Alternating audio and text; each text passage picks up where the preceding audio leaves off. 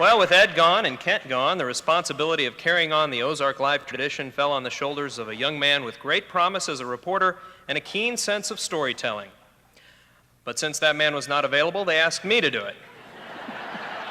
One of my first Ozark Live assignments was to go in search of the legendary and elusive fainting goat.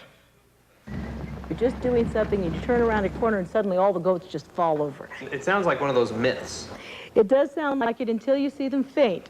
To see it for ourselves, we went to, of all places, Liars Lake in Christian County.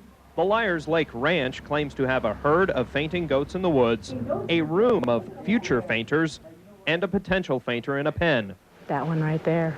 Cindy Darling insists they exist. They get stiff-legged, and if they happen to be moving, they'll fall over. They don't actually lose consciousness. Just scare them, and they fall over. This we have to see. This is a fact. Ranch hands Bruce and Bill round up the herd. Ha, yeah.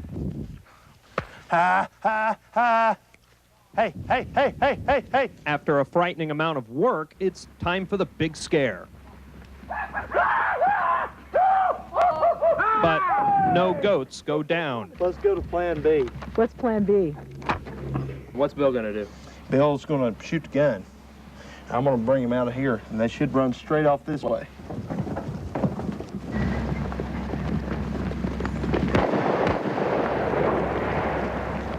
One goat did go down, but it looked much more like a trip than a faint. Luckily, one stayed behind, so we have another shot at it. And he's coming out of the chute. Now we're getting desperate. Snake!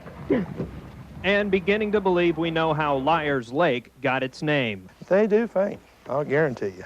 Bruce claims these goats have simply been running around too much to faint. The last desperate attempt is a sneak attack on the goat in the pen. 1, 2, 3, go. There you go. Hey! See, you got one right there. After a half a day's work, a goat finally faints. It's funny, right?